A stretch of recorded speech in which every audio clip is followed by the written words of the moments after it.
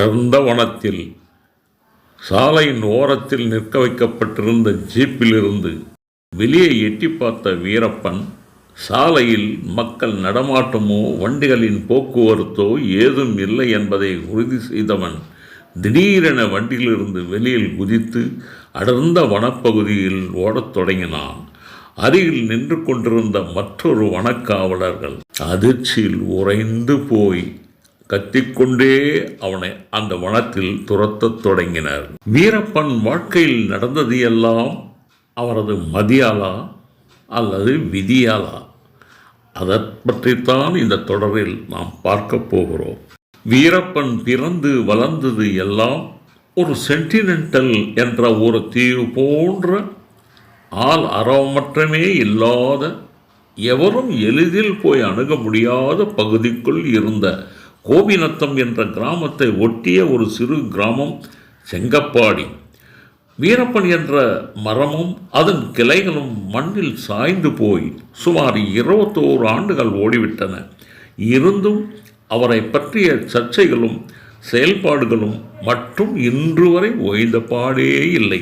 ஊடகம், பத்திரிகைத்துறை, யூடியூப் போன்ற செய்தி சேனல்கள், சினிமாத்துறை, இப்படி பல தரப்பிலும் வாதங்களும் விவாதங்களும் இன்று வரை தொடர்ந்து கொண்டே இருக்கின்றன. அப்படி என்றால் ஒரு தனி மனிதன் வீரப்பன் என்பவர் யார்? அவர் ஒரு ஆளுமை மிக்கவரா என்றால் அது கூட இல்லை. அவர் பெரிய இடத்து பையனா? அப்படியும் இல்லை. ஜமீன்தாரா? அதுவும் இல்லை. அரசியல்வாதிகளின் பின்புலமும் அவருக்கு இருந்ததில்லை. அவர் ஒரு நிலச்சுவார்ந்தாரும் இல்லை. வசதியற்ற ஒரு சாதாரண நபராகத்தான் உருவானார் அந்த வீரப்பன். அப்படி இருக்கும் பொழுது அவர் செய்த ஒரு சில செயல்களை வைத்து அளவுக்கு அதிகமாக புகழ்வதும் அல்லது எதிர்மறையான கருத்துக்களால் வரிந்து கட்டிக்கொண்டு எழுதுவதும் பேசுவதும் உயர்வானதா அல்லது முறையானதா என்பதை அகில உலக நேயர்கள் அறிந்து கொள்வதற்காகவே இந்த தொடர் வெளியிடப்படுகிறது. உண்மை உண்மையாக இருக்க வேண்டும். திரித்தோ மிகைப்படுத்தியோ எழுதுவதால் யார் யாரெல்லாம் வீரப்பன் என்ற ஒற்றை மனிதரை வைத்து பிழைப்பு தான் நடத்துகிறார்கள் என்ற எண்ணம் எல்லோர் மனதிலும் நிச்சயம் எழத்தான் செய்யும். காலத்தால் உண்மை மட்டுமே என்றும் நிலைத்திருக்கும். மற்றவைகள் எல்லாம் காலத்தால் அழிந்தே போகும் என்பதை ஒவ்வொருவரும் உணர வேண்டும். ஏதோ தனக்கு ஆதாயம் கிடைப்பதாக ஒரு எண்ணத்தை வைத்துக்கொண்டு இருப்பதையும் இல்லாததையும் கேட்டதையும் கண்டதையும் அறகுறையாக தனக்கு தெரிந்தவற்றையெல்லாம் வாழ்த்தி தாங்கள் ஆதாயம் அடைவதாகவே நான் கருதுகிறேன். ஏனென்றால் ஒரு தனி மனிதனுக்கு இவ்வளவு பெரிய விமர்சனங்கள் தேவையா?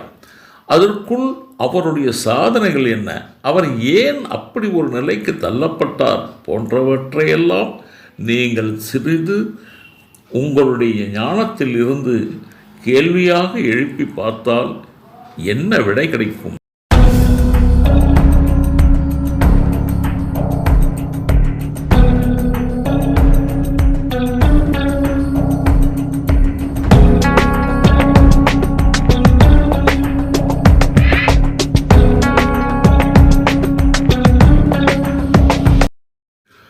வீரப்பன் வாழ்க்கையில் நடந்தது எல்லாம் விதியாலா அல்லது மதியாலா என்பதை எமது கட்டுரையை அறிந்து உங்கள் கருத்துக்களை வெளிப்படுத்துங்கள்.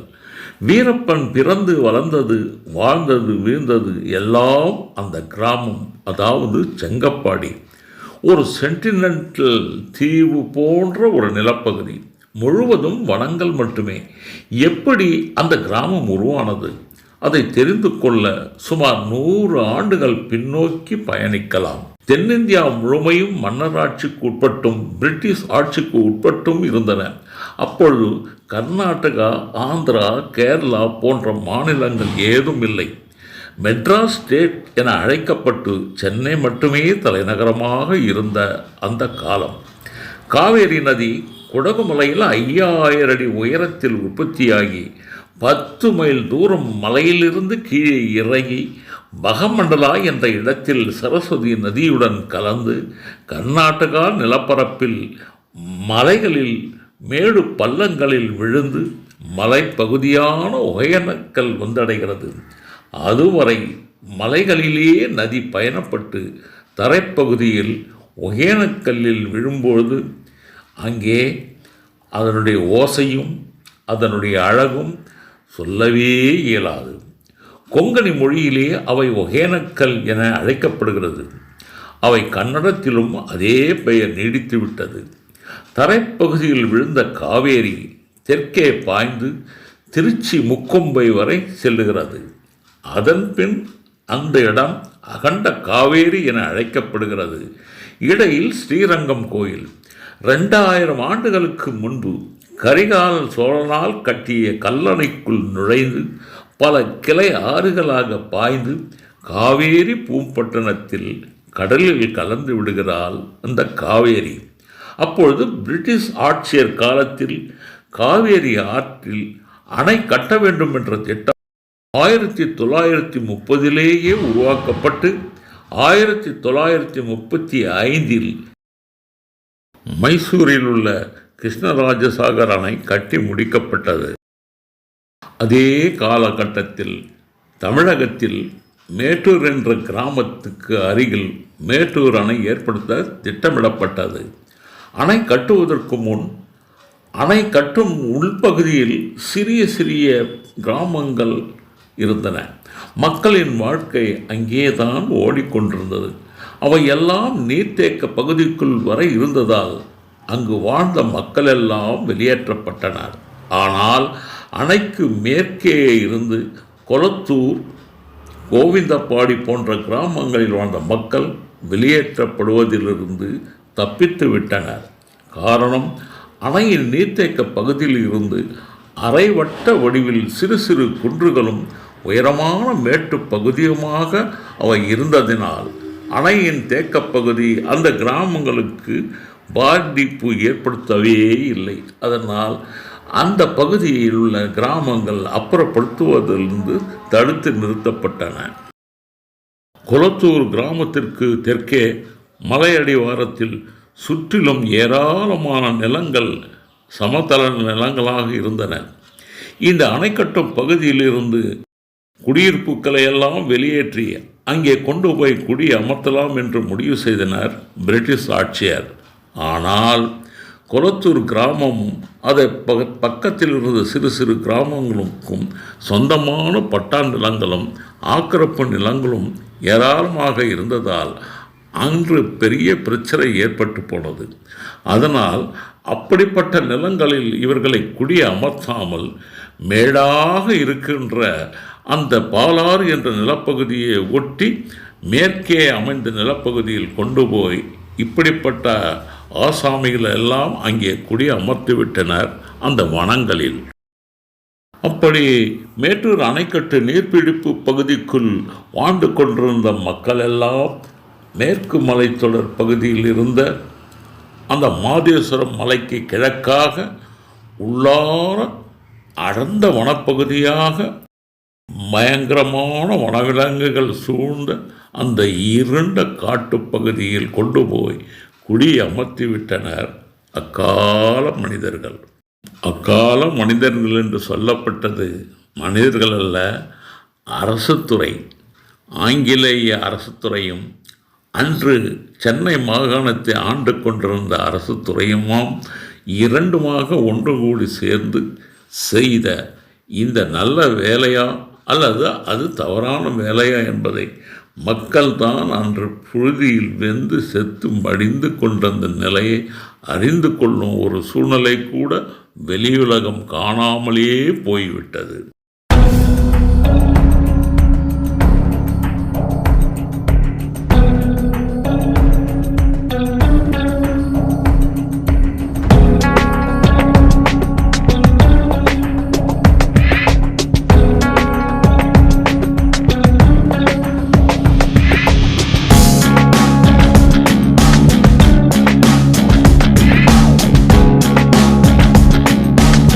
கோபிநத்தம், செங்கப்பாடி கிராமங்கள் அமைந்த நிலப்பகுதி முழுவதும் முதலில் தமிழகத்திற்கு சொந்தமானதாகவே இருந்தது. மாநிலம் 1957 பிரிக்கப்பட்ட பொழுது கர்நாடகா எல்லைக்குள் அவை சென்றுவிட்டன. அந்த கிராமத்திற்கு அன்று போக்குவரத்து வசதிகள் ஏதுமில்லை. நல்ல சாலைகள் கூட கிடையாது. மின்சார வசதி, டிவி, தொலைத்தொடர்பு, மருத்துவ வசதிகள், பாடசாலைகள் என எதுவுமே அக்கிராமத்தில் இல்லை. பொழுதுபோக்கு என்று சொல்வதற்கு கூட விஞ்ஞான சாதனங்கள் எப்படி இருக்கும் என்பது கூட அக்கிராம மக்களுக்கு ஒரு துளியும் தெரியாது. கிராமம் ஏற்பட்டு பல ஆண்டுகள் கடந்தும் எந்த வசதியுமே இல்லாத குடியிருப்புகள் அங்கே ஏற்பட்டு கொஞ்சம் கொஞ்சமாக பரவத் தொடங்கின. அடர்ந்த காட்டுக்குள் அப்படி ஒரு கிராமம் இருப்பதே இரு மாநிலங்களுக்கும் நீண்ட காலம் தெரியாமலேயே இருந்தது. அரசு உதவிகள் பெற வேண்டுமென்றால் கூட அடர்ந்த மலைகளின் ஊடே கடந்து 90 கிலோமீட்டர் தூரத்திற்கு அப்பால் மேற்கே உள்ள கொள்ளேகால் நகருக்குத்தான் அந்த கிராம மக்கள் செல்ல வேண்டும். சரியான பாதை வசதிகள் அன்று இல்லை.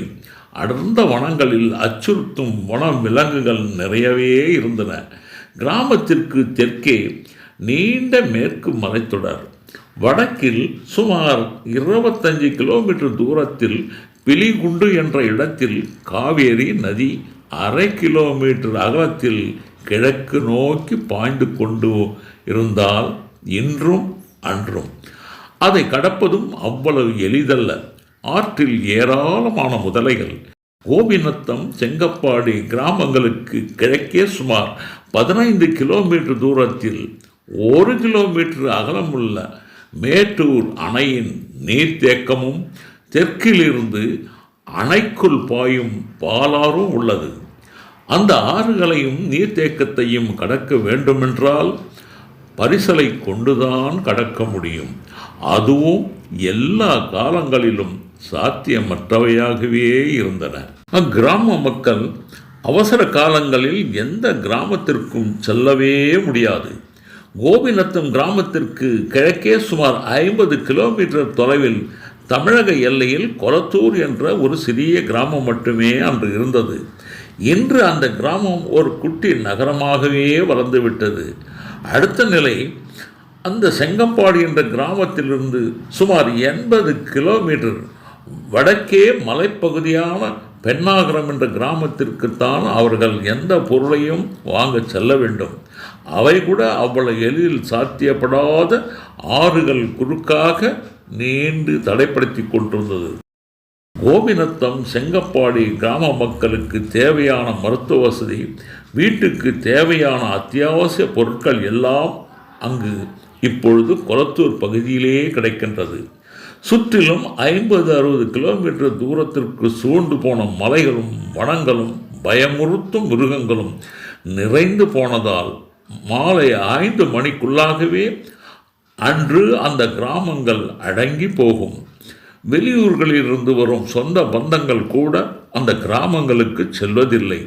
அடர்ந்த வனத்தில் தனித்து விடப்பட்ட செங்கம்பாடி என்ற சிறு கிராமத்தில் தான் பலவிதமாக வர்ணிக்கப்படும் வீரப்பனின் வாழ்க்கையும் தொடங்கியது.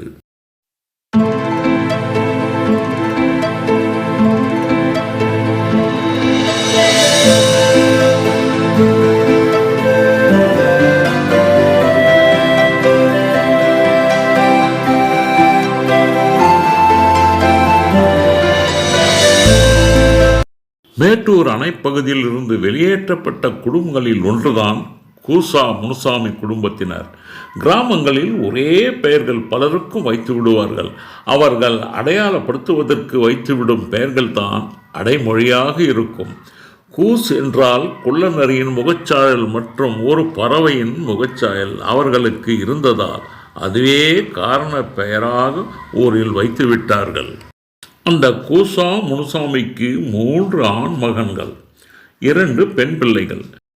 மூத்தவன் மாதையன், இளையவன் வீரப்பன், அடுத்த நிலையில் உள்ளவன் அர்ஜுனன்.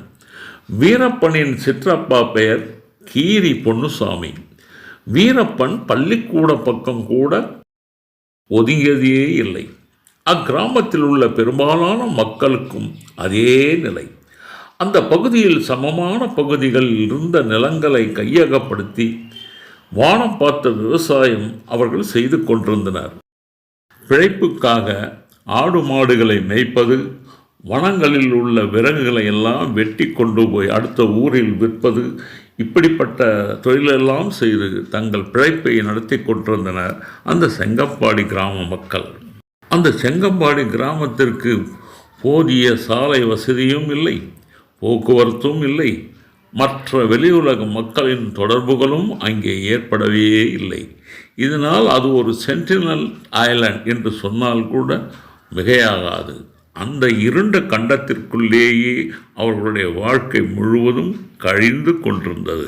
ஊருக்குள் எந்த பிரச்சனையானாலும் அவர்களுக்குள்ளே ஒரு கட்ட பஞ்சாயத்து செய்து கொள்வார்கள்.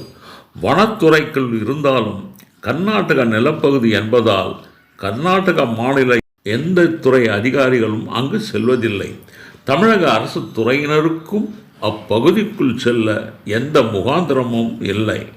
இருண்ட கண்டம் என்று சொல்வார்களே, அப்படிப்பட்ட ஒரு கிராமம்தான் இந்த கோபிநத்தம் செங்கம்பாடி கிராமங்கள். வீரப்பன் பிறந்து வளர்ந்து வாழ்ந்து கடைசியில் மடிந்து போனதும் அந்த கிராமத்திலேயே என்பதை நேயர்கள் உணர வேண்டும்.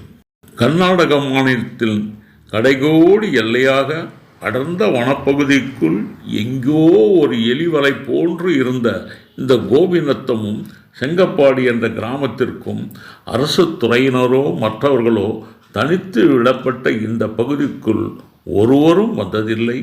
அப்படிப்பட்ட கிராமங்கள் இங்கே இருக்கின்றன என்பதை கூட எவர் கண்ணிலும் படவும் இல்லை, அது தெரியவும் இல்லாமல் போய்விட்டு. அரசு துறை எந்திரங்களில் பணிபுரியும் ஏதாச்சும் ஒரு துறை அலுவலர்கள் அந்த கிராமங்களுக்கு அன்று சென்றிருந்தால் ஊரில் என்னெல்லாம் பிரச்சனை இருக்கிறது, ஊரில் எப்படிப்பட்ட மனிதர்கள் வாழ்கிறார்கள், அவர்களுடைய உணவு பழக்கம் வழக்கம் என்ன, அவர்களுக்குள்ள பிரச்சனைகள் என்ன, அத்தியாவசிய தேவை பொருள் என்ன, இவற்றையெல்லாம் அவர்கள் அன்று தரம் பிரித்து பார்த்திருக்கலாம். ஆனால் இவற்றையெல்லாம் கண்டு கொள்ளவே இல்லை அந்த கர்நாடக அரசு.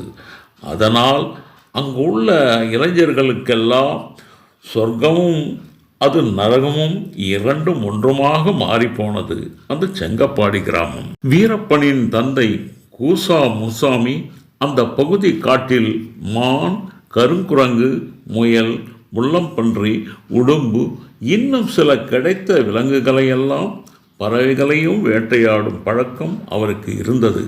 வனங்களில் அரசு துறைக்காக மரங்களை வெட்டும் தொழிலையும் செய்து வந்தார். அவர்களுக்கு வானம் பார்த்த கொஞ்சம் விவசாய நிலமும் இருந்திருக்கிறது. தமிழக எல்லையான கொளத்தூர் கிராமம்தான் செங்கப்பாடி கோபிநத்தம் கிராம மக்களுக்கு தேவையான பொருட்கள் வாங்குவதற்கான சந்தைக்கூடம். மேட்டூர் அணை நீர்த்தேக்க பகுதியை ஒட்டி சற்று ஒரு பெரிய கிராமமாக இருந்தது கொளத்தூர் கிராமம். அந்த கிராமத்தில் ஒரு அரசியல் இயக்கத்தைச் சேர்ந்தவரும் வசதி படைத்தவருமான திரு மணி என்பவரது குடும்பமும் இருக்கின்றது. அவரது ஊரின் அடையாளமாக அவரை கொளத்தூர் மணி என்று அழைக்கின்றனர். படித்தவர், சிறந்த பண்பாளர், கட்டுப்பாடுகளும் அவருக்குள் புதைந்திருக்கிறது. அன்று அந்த கிராமத்தில் நல்ல வசதி படைத்த குடும்பம் என்பதை அவரே ஒரு செய்தி சேனலில் பேட்டி கொடுத்துள்ளார்.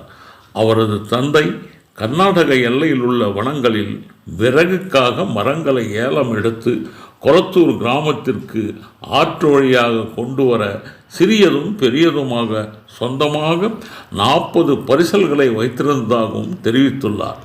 அந்த சூழ்நிலையில்தான் வீரப்பனின் தந்தை கூசா முனுசாமி வனத்தில் ஏலம் எடுக்கும் மரங்களை ஆட்களை கூட்டி வந்து மரங்களை வெட்டி பரிசலில் ஏற்றி கொண்டு வரும் பணியை இவர்களிடத்தில் செய்து கொண்டிருந்ததாகவும் அந்த கொளத்தூர் மணி தெரிவித்திருக்கிறார். இவரால் வீரப்பன் குடும்பத்திற்கு உதவிகளும் கிடைத்திருக்கிறது. ஆனால் அன்றைய காலகட்டத்தில் வீரப்பனின் செயல்பாடுகள் மாறுபட்டிருந்ததால் கொளத்தூர் திரு மணி என்பவரது குடும்பத்திற்கும் வீரப்பன் குடும்பத்திற்கும் அதிகமான தொடர்பு இருக்கவில்லை. பிற்காலத்தில் வனத்தில் வீரப்பனை சந்திக்கும் வரை அவரை பார்த்தது கூட இல்லை என தெரிவித்துள்ளார் அந்த கொளத்தூர் மணி.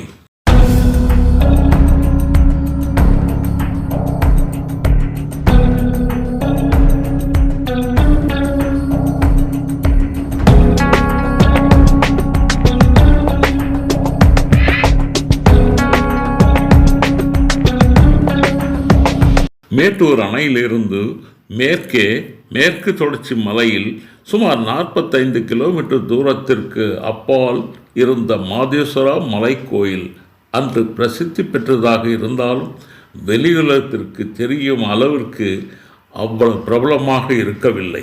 மேற்கு மலைத்தொடர்ச்சியில் தமிழக எல்லைக்கு ஒட்டி மாதேஸ்வரா கோயில் அமைந்திருந்ததால் தமிழக பக்தர்கள் ஏராளமான பேர் அங்கு சென்று வரத் தொடங்கினர். இதனால் அந்த கர்நாடகா வனத்துறையினர் பாதைகளை சீரமைக்க தொடங்கினார். அப்படி அந்த பகுதியில் சீரமைக்கப்படும் பொழுது ஓரளவுக்கு இந்த செங்கம்பாடி கிராமத்திற்கும் மண் பாதைகளை சீரமைத்து கொடுத்தனர். மேட்டூர் வரை தமிழக எல்லையில் இந்த மாநில அரசும் தார் சாலையை அமைத்து கொடுத்தது அன்று.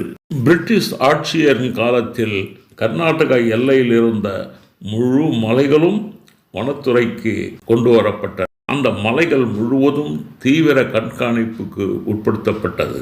அப்படி இருந்தும் கர்நாடகா வனத்துறையினரின் தீவிர கட்டுப்பாட்டுக்கள் வந்த பின்பும் வனத்துறையினரும் அவர்களை சார்ந்த பணியாளர்களும் அடிக்கடி அந்த மலைப்பகுதி கிராமங்களுக்கு வருவதே இல்லை. கொள்ளையகால் தான் முதலில் தலைமையிடமாக இருந்தது. எல்லா அரசு அலுவலகங்களும் அங்கிருந்து தான் செயல்பட்டன. செங்கப்பாடி கிராமத்திற்கும் கொள்ளையகாலுக்கும் இடைப்பட்ட தூரம் 95 கிலோமீட்டர் தூரம் இருந்ததால் இடையில் ராமாபுரம் என்ற ஊர் ஏற்படுத்தப்பட்டன. இருந்தும் முழுவதும் அடர்ந்த வனம் கொண்ட மலைகளால் சூழப்பட்டிருந்ததால் ராமாபுரம் என்ற கிராமத்திற்கும் செங்கப்பாடி கிராமத்திற்கும் சுமார் 50 கிலோமீட்டர் தூரமுள்ள வனப்பகுதியாக இருந்தது. பாதுகாப்பான இடம் என சொல்ல முடியாது. தரமான மலைச்சாலைகளும் அங்கு இல்லை. கர்நாடகா வருவாய்த்துறையின் கட்டுப்பாட்டுக்குள் கொண்டு வரப்பட்டன. 1984க்கு முன்பு வரை அக்காலத்தில் கர்ணம் மணியம் பணியாளர்களால் மட்டுமே கிராம கணக்குகள் பராமரிக்கப்பட்டு வந்தது. அந்த நிலையில் செங்கப்பாடி கிராமத்தின் முழு செயல்பாடும் மணியக்காரரின் செயல்பாட்டில் கொண்டு வரப்பட்டது அன்று அந்த கிராமங்கள். அந்த செங்கம்பாடி கிராமத்தில் வீரப்பனின் குடும்பத்தாருக்கு சொற்ப நிலம் மட்டுமே இருந்தது. எழுத படிக்க தெரியாத வீரப்பன் 10 வயதிலிருந்து ஆடுகளை மேய்ப்பது, வனத்தில் விறகு வெட்டச் செல்வது போன்ற வேலைகளை செய்துள்ளார். அப்பொழுது அவர் மான்களை வேட்டையாடுவது, பறவை மற்றும் உடும்பு முள்ளம்பன்றிகளை வேட்டையாடுவதையும் கற்றிருக்கிறார். துப்பாக்கி ஏதும் அன்று அவரிடம் இருந்ததே இல்லை. அதை பற்றிய விவரங்களும் அவருக்கு எதுவுமே தெரியாது. 18 வயது வரை வீரப்பனின் காலமும் மெல்ல மெல்ல இப்படியே நகர்ந்து சென்றது. கோபிநத்தம் கிராம பணியக்காரர் செங்கம்பாடி கிராமத்தில் 8 ஏக்கர் நிலத்தை கையகப்படுத்தி தன் வசம் வைத்திருந்தார். அவரும் அடிக்கடி அந்த கிராமத்திற்கு வருவதில்லை. அதனால் தன் பொறுப்பில் சொந்தமாக வைத்திருந்த அந்த நிலத்தை அவ்வூர் கிராமத்தினருக்கு ஆண்டு குத்தகைக்கு விட்டிருந்தார். அவ்வூரில் அந்த மணியக்காரருக்கு ஒரு பெண் தோழியும் இருந்துள்ளார். அடிக்கடி அந்த கிராமத்திற்கு வர முடியாததாலும் வயதாகி போனதாலும் பெண் தோழிக்கு அந்த நிலத்தை அன்று கொடுத்து குத்தகையை அந்த பெண் தோழியே பெற்றுக்கொள்ளுமாறு ஏற்பாடும் செய்து வைத்தார். அந்த நேரத்தில் அந்த நிலத்தை வீரப்பன் குடும்பத்தார் குத்தகையை பெற்றிருந்தது. மணியக்காரரின் பெண் தோழியிடமிருந்து பெற்ற அந்த 8 ஏக்கர் நிலத்தை குத்தகையாக தாங்கள் வைத்து அனுபவித்துக் கொண்டிருந்ததோடு ஓரிரு ஆண்டுகள் மட்டுமே குத்தகை பணத்தை அந்த பெண் தோழியரிடம் கொடுத்துள்ளனர். அடுத்தடுத்த ஆண்டுகளில் அந்த தொகையும் அவர்களுக்கு வழங்கவில்லை. அதனால் பெண் தோழி எவ்வளவு முறையீடு செய்தும் ஊரில் உள்ளவர்களும் இதை பற்றி காதில் போட்டுக்கொள்ளவே இல்லை. அதனால் அந்த குத்தகை எடுத்த அந்த 8 ஏக்கர் நிலத்தையும் வீரப்பனின் குடும்பத்தாரே அபகரித்து கொண்டனர் என்றுதான் அந்த கிராமத்தில் உள்ள வாக்குமூலம். வீரப்பன் குடும்பத்தினரிடமிருந்து அந்த மணியக்காரரின் பெண் தோழிக்கு தொடர்ந்து அதிகமான மிரட்டல் ஏற்பட்டது. இதனால் அந்த பெண் தோழி மணியக்காரரிடம் முறையிட்டார். மணியக்காரர் வந்தும் எந்த ஒரு பிரச்சனையும் தீர்ந்தபாடில்லை. சும்மா விடுவாரா மணியக்காரர்? நேரத்தையும் காலத்தையும் நேர்த்தியாக எதிர்பார்த்து காத்திருந்தார். இவ்வளவு காலம் அமைதியாக ஓடிக்கொண்டிருந்த அந்த கிராம மக்களும் அந்த கிராமத்து இளைஞர்களும் இதற்கு மேல் என்ன செய்வதென்று புரியாமல் கொந்தளிப்பை நோக்கி மெதுவாக நகரத் தொடங்கினர். ஏழை நாட்டு சனி என்பார்களே, இதைத்தான் வீரப்பனுக்கு இங்கிருந்து தான் பற்றியது. இங்கிருந்து தான் அவருடைய தலையெழுத்தே மாற்றத்துக்கு ஆரம்பமானது. முதல் அரசு குற்றவாளியாகவும் வீரப்பன் இங்கிருந்து தான் தன்னுடைய அத்தியாயத்தை துவக்குகிறார் என்பதை நேயர்களுக்கு நினைவுபடுத்துகிறேன்.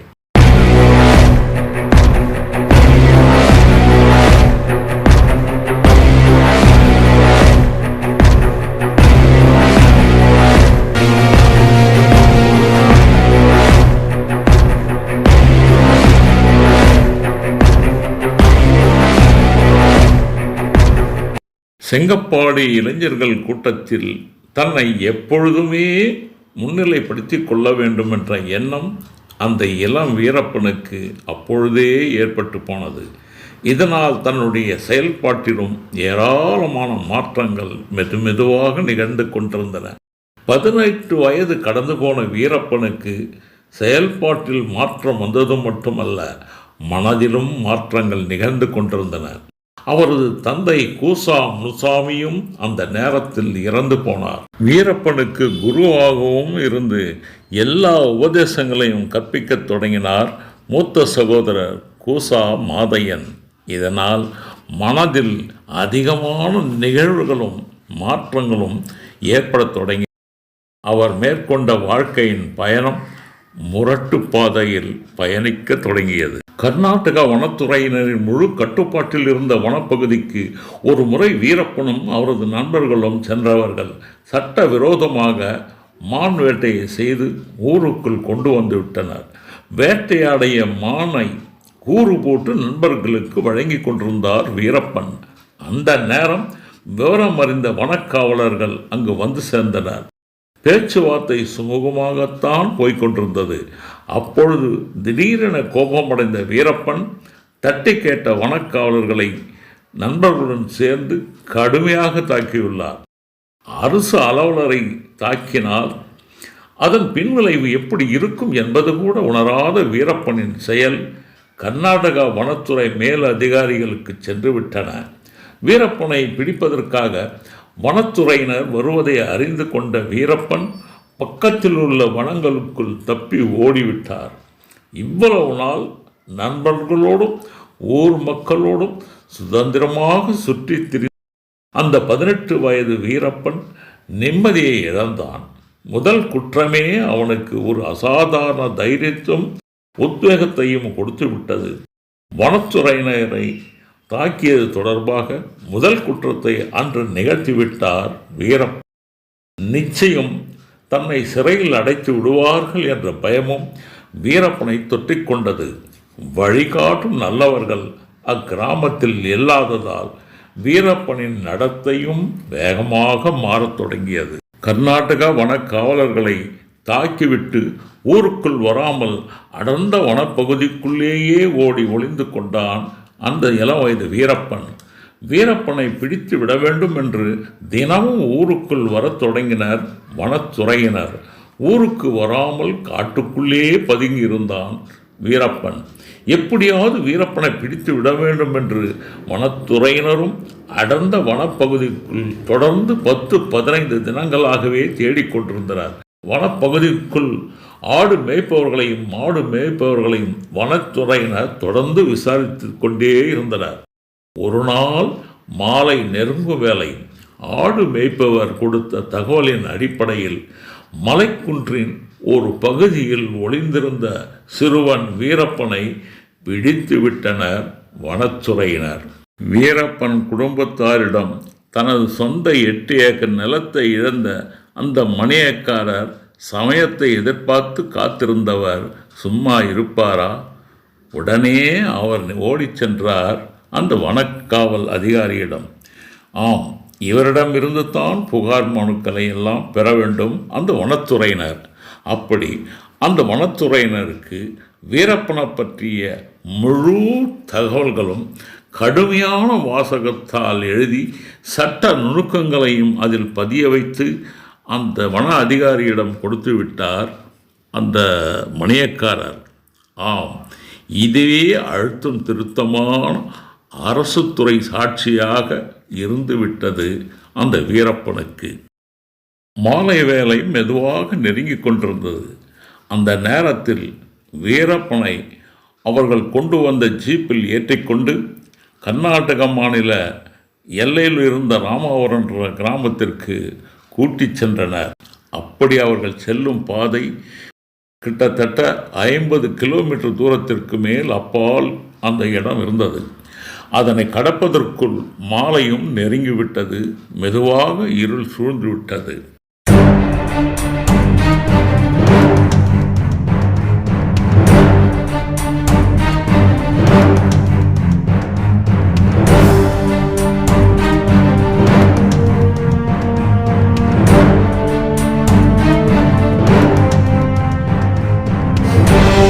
கர்நாடக வன கிராமமான ராமாவரத்திற்கு வீரப்பனை அழைத்து கொண்டு ஜீப் வேகமாக நகர்ந்து கொண்டிருந்தது.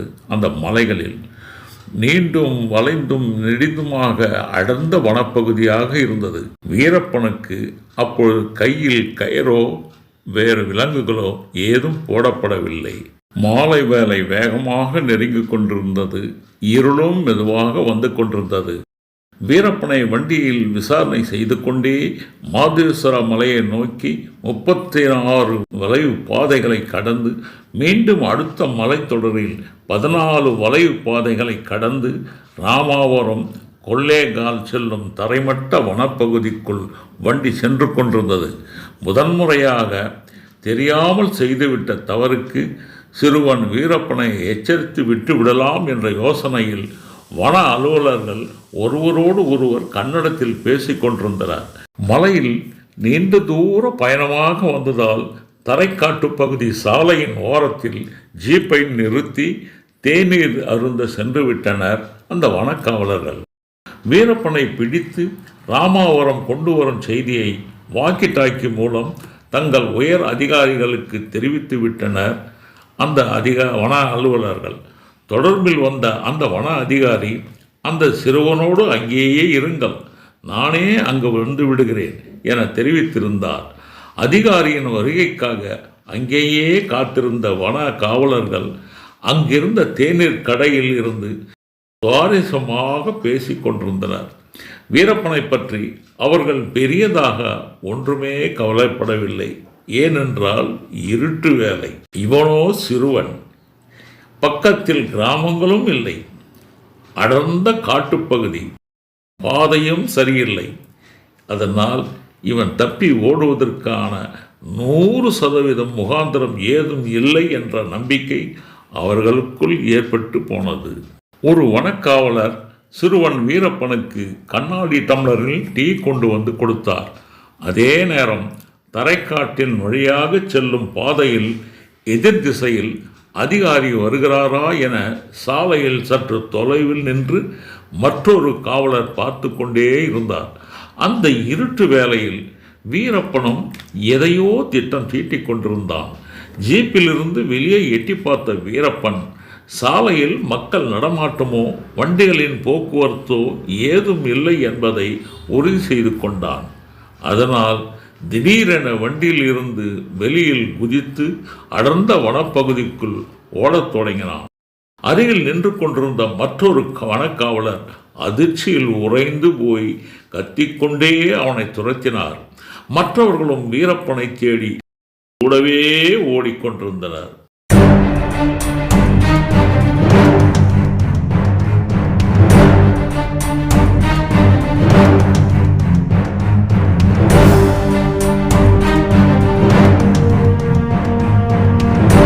உயரமான மலையை நோக்கி ஓடியவன் புதர்கள் நிறைந்த 500 அடி பள்ளத்தில் பாறைகள் மீது அங்கு இங்கும் தாவி இருளிலே ஓடிக்கொண்டிருந்தான் அந்த இளைஞன்.